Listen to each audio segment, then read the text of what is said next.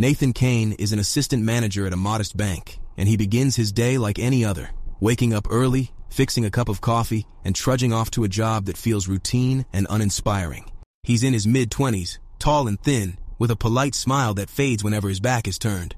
There's something about him that seems guarded, and we find out why almost right away. He has a rare condition called congenital insensitivity to pain with anhidrosis. In simple terms, Nathan can't feel pain or temperature, which might sound like a superpower at first. Unfortunately, it's been more of a curse for him his entire life. If he burns himself, he won't notice until he sees the damage. If he cuts his hand, he could bleed for a while before realizing he's injured. Because of this, he has to stick to routines that seem strange to others, like setting alarms so he remembers to use the bathroom on time and watering down steaming hot coffee so he won't scald his mouth. At work, most people don't know about Nathan's condition, but they sense something is off because he's always a bit cautious, as though he's expecting something bad to happen at any moment. One bright spot in his day is his new coworker, Sherry Margrave. Sherry started at the bank only 4 months ago, yet she's already become quite popular. She's warm, creative, and a little edgy, with a quick wit that lights up the room. Nathan finds himself gravitating toward her area, making small talk he hopes will lead to something bigger. He especially likes how bold she can be. She's not afraid to speak her mind, and he admires her spark. On this particular day, as Nathan is checking a client's bank records, he notices old Earl, an older man who comes in to discuss his mortgage. Earl's wife, Betty, recently passed away, which sent him spiraling into debts he can't handle. Earl is in danger of losing his house and his small shop. Out of kindness, Nathan offers to hold off filing Earl's paperwork until after the holidays, giving Earl a chance to collect extra money. Nathan knows it's against standard procedure, but he also can't watch this grieving widower lose everything just before Christmas. Earl thanks him, clearly touched by the gesture. As soon as Earl heads out, Sherry strolls over to Nathan's desk and asks if he wants to join her for lunch. She has a confident air, but there's a trace of nerves in her voice, like she isn't sure if Nathan is going to say yes. At first, Nathan hesitates. He claims he's busy, but then he thinks of Earl's remark about how precious life can be. He also remembers how Betty and Earl were married forever, bonded by love. In that moment, Nathan decides, maybe life is too short to keep hiding. So he says yes. Sherry's eyes light up, and together they walk out into the cool winter air. During lunch, Sherry notices something strange. Nathan accidentally spills hot coffee on his hand but doesn't flinch.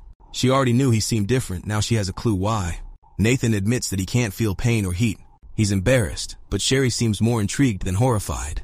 He explains that his parents kept him sheltered, worried that he'd seriously injure himself. As a result, he never tried many normal things, including most foods. He even avoids chewing solid food, scared he might accidentally bite off his tongue. Sherry, amazed by his confession, orders him a slice of cherry pie. He's hesitant, but her encouragement makes him pick up the fork. One bite, then another, and Nathan is hooked. It's sweet, tart, and completely new to him.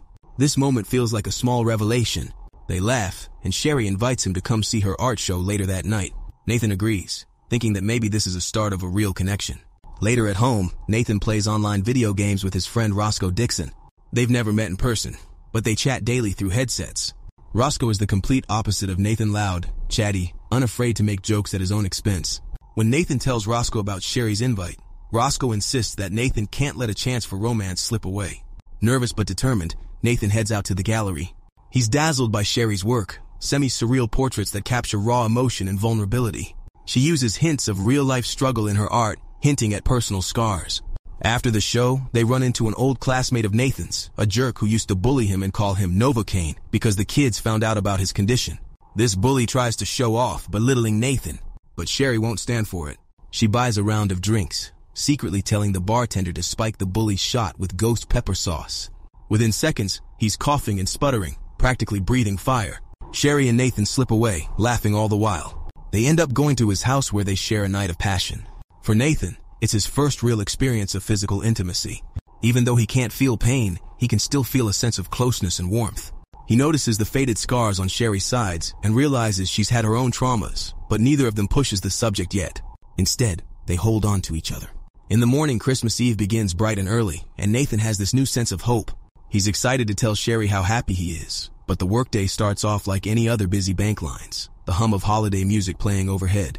That all changes in a flash when 3 robbers, all dressed in Santa Claus suits, storm the lobby.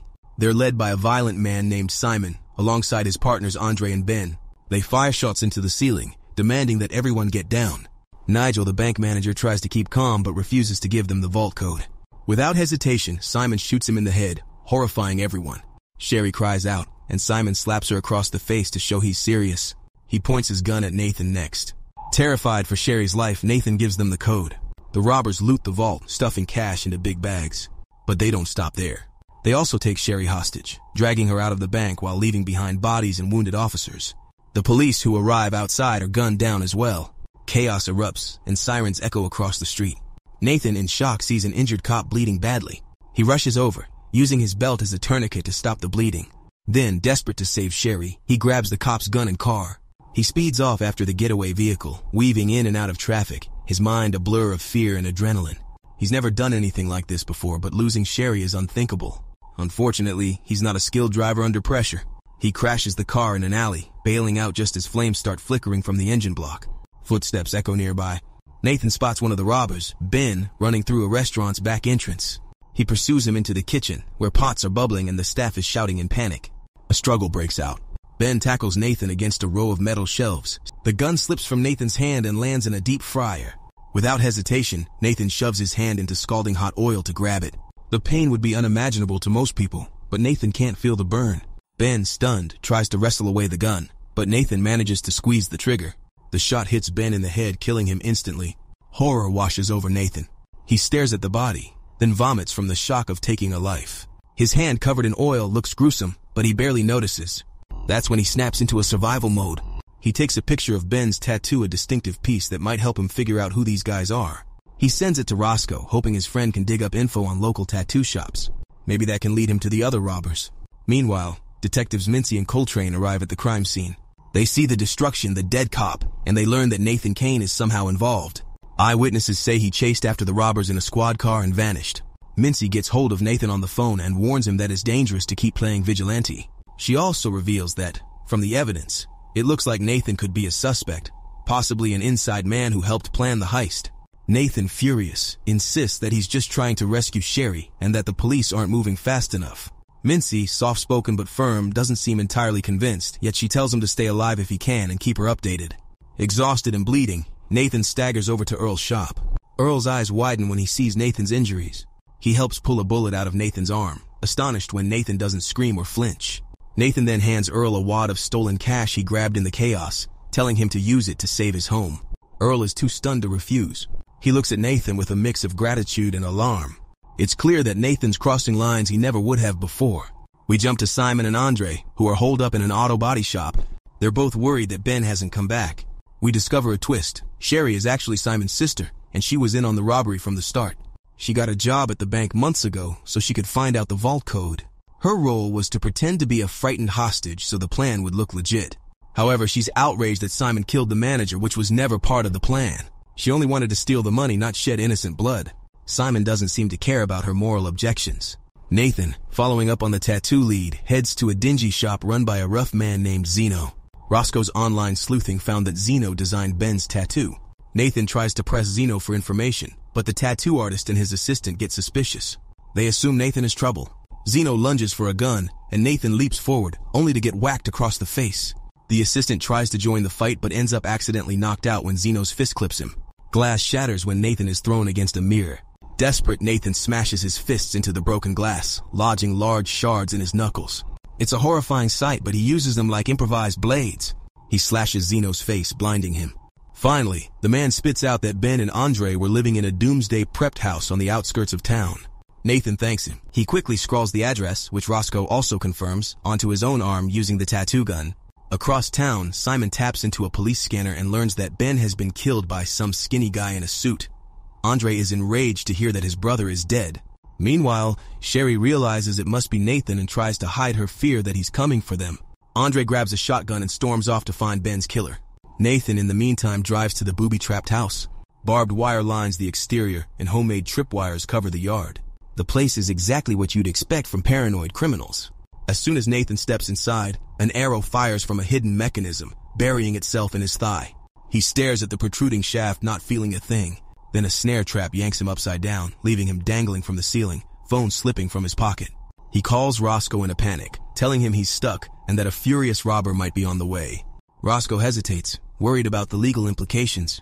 Nathan begs him, reminding Roscoe that he's his only real friend and the only person who can help. Roscoe finally agrees. But before Roscoe can arrive, Andre kicks open the door, shotgun raised. He wants payback for his brother's death.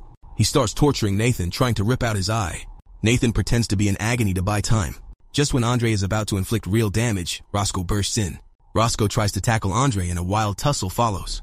At one point, Roscoe slides a knife across the floor to Nathan, who fumbles it. It plunges clean through Nathan's hand and pins him to the floor. Nathan yanks it free, then drives it into Andre's foot, momentarily trapping him. The fight grows more brutal as Andre tries to twist the arrow that's still lodged in Nathan's thigh. But with a burst of adrenaline, Nathan slams his leg upward, forcing the arrow tip straight into Andre's skull, killing him. Roscoe yells in shock, but there's no time to process. They hear sirens approaching. Nathan orders Roscoe to get out, telling him he'll create a diversion. Roscoe agrees, letting himself get arrested so the cops won't focus on Nathan. Mincy and Coltrane show up, handcuffing Roscoe while he shouts that Nathan is trying to save an innocent woman. Mincy's uncertain, but something about Roscoe's story rings true. Nathan presses on, following clues to the auto body shop. He finds Simon there with the stolen money. Sherry stands off to the side, arms folded. Nathan points a gun at Simon, ordering him to release Sherry. Simon just laughs and reveals Sherry's part in the heist. She steps forward, clearly torn. She tried to help her brother for the money, but she never wanted so many people to get hurt. Nathan stands there, heartbreak etched on his face. He can't believe the woman he loves was part of this madness. Simon raises his weapon. Before he can pull the trigger, detectives show up. Coltrane fires, hitting Simon in the side. Both men fall in the confusion. Nathan crumples, losing consciousness after so many injuries. Just as the cops move in, Simon seizes the moment. He shoots Coltrane in the neck, kills another officer. Simon hijacks an ambulance, dispatching the two paramedics in cold blood. He tosses Nathan's unconscious body inside, planning to get to the docks and escape on a boat. Mincy staggers to her feet, wounded in the side. Sherry, realizing what's happened, helps Mincy into a squad car. Roscoe, who's been uncuffed in the chaos, jumps in too. They speed off after Simon, sirens wailing. Meanwhile, Nathan wakes up in the back of the ambulance, disoriented and strapped to a gurney. He sees Simon up front, driving like a madman. Summoning the last of his strength, Nathan dislocates his thumb to slip out of the restraints. He grabs a defibrillator, cranks it up, and clamps it around Simon's head. Sparks fly. Simon roars in pain, the ambulance swerves, and the vehicle flips onto its side. Sherry, Mincy, and Roscoe arrive just in time to see the wreck. Simon crawls out, spitting blood, and sees Nathan also stumbling free. He rages at the sight of his sister siding with Nathan, calling her a traitor. Nathan tries to stand, but Simon bashes him with a chunk of debris, fracturing Nathan's arm so badly that the bone juts out. Sherry leaps in, but Simon easily overpowers her, aiming his gun at her head. Nathan, nearly passing out, grabs a syringe of adrenaline from the scattered medical supplies. He jabs it into his own thigh, forcing his heart to race. Suddenly, he's wide awake. He lunges at Simon, driving the exposed piece of bone from his shattered arm straight up into Simon's jaw. The shock kills Simon instantly. The entire scene is drenched in gore. Sherry collapses to her knees, tears streaming down her face. When the dust settles, paramedics and cops swarm in. Weeks later, Nathan wakes from a medically induced coma. He has bandages over half his body, yet he's alive. Roscoe is at his bedside, relieved to see him awake. Mincy steps in, letting Nathan know that, officially, he's under arrest for multiple homicides, illegal firearm use, and other charges. However, because he saved many lives, including hers, the district attorney has cut him a deal. He'll only serve 6 months of house arrest. Time passes. We jump forward about a year. Nathan's fully recovered with new scars that run alongside his old ones. He has a gnarly story to tell, but he'd rather focus on the future. He meets Roscoe online for their usual gaming session, and afterward, he heads out for a special appointment. We see him walking into a correctional facility, all metal bars and chain-link fences. Sherry is there, wearing a prison uniform, but she looks healthier and calmer. She only has about 8 months left on her sentence. Nathan sits down with her and sets out a slice of cherry pie, exactly like their first real meal together. They share a quiet moment, reflecting on everything that happened. It's clear there's still love between them, even if trust has been shaken. They take bites of pie and exchange smiles. Despite all the violence and betrayal, they've ended up in each other's lives. And that's Novocaine, a wild ride that blends dark comedy, over-the-top gore, and genuine emotion. From the start, we see a quiet man discovering that his biggest weakness, his inability to feel pain, might also be his hidden strength. The film piles on the action, with each new fight more brutal than the last. Nathan's body is constantly battered, shot, and stabbed. Yet he keeps going, fueled by determination and a love he can't bear to lose. Even after finding out Sherry's part in the scheme, he still tries to save her. This reveals the kind of heart Nathan has. Meanwhile, Sherry is torn between loyalty to her brother and her growing feelings for Nathan. In the end, we learn she never wanted bloodshed. She only wanted to score easy money and start fresh. But the bank robbery spins out of control, leading to a spree of violence. Simon, Andre, and Ben kill without mercy, and we witness scenes that can make viewers squirm or even gag. Despite the high body count, there's a quirky sense of humor woven through it all. The film doesn't shy away from close-ups of broken bones or spurting wounds, but it uses these moments to underscore the absurd situation. A humble bank worker turned unstoppable vigilante. If you're into action that's part horror, part comedy, you'll find Novocaine both cringe-inducing and oddly hilarious. Jack Quaid as Nathan delivers a performance that balances frantic desperation and naive courage. Amber Midthunder's Sherry gives us a glimpse of someone who's endured her own trauma, learned to survive, and ultimately can't commit to total evil. Their chemistry is shaky at times, but the plot's breakneck pace and savage humor keep you engaged. By the time we reach the final confrontation, you might be so used to Nathan's insane tolerance for injury that you don't even flinch when he stabs a man with his own protruding bone. It's that kind of movie of violent carnival of extremes that's not for the faint of heart. Underneath the chaos lies a faint message about pushing past your limits, choosing to help others, and risking yourself for the people you love. Nathan breaks a dozen laws and more than a few bones, but he never loses sight of the goal, rescuing Sherry and doing what he believes is right. His personal journey shifts him from a timid outcast to a person who stands up for his desires, like tasting that first slice of pie or pursuing a relationship he never dreamed was possible. Even though Sherry's betrayal stings, it's clear that she too found something real in their bond. She may have started as a con artist, but you sense she's learned the cost of crossing moral lines. In the end, they share that tender moment in prison, which gives us hope that maybe they can rebuild a life together. Of course, Novocaine is not your typical holiday movie. Christmas Eve sets the stage for carnage rather than carols. Santa outfits become tools of violence instead of joyful symbols. Yet there's a strange spark of holiday magic in Nathan's unwavering faith that good can come from a bad situation. He got a taste of normal joy when he and Sherry first connected, and he was willing to face gunfire, scorching oil, and arrows in the leg just to hold on to that feeling. Whether or not you call that heroic or foolish might depend on your own view of romance, but it certainly makes for a memorable story. By the time the credits roll, it's impossible to forget the outrageous scenes of him punching through glass, defibrillating a criminal's skull, or using a broken bone as a weapon.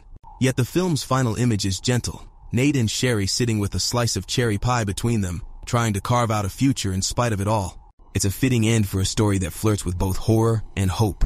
We began with a shy assistant manager who rarely took risks. We end with a battered survivor who's learned that emotional pain can sting more than physical damage, but it's also a sign that you're truly alive. If you enjoyed this recap and want more deep dives into wild and crazy films, or you just like hearing about stories that blend action, humor, and unexpected twists, be sure to explore the other videos on this channel. We love breaking down everything from heart-pounding thrillers to off-the-wall horror comedies.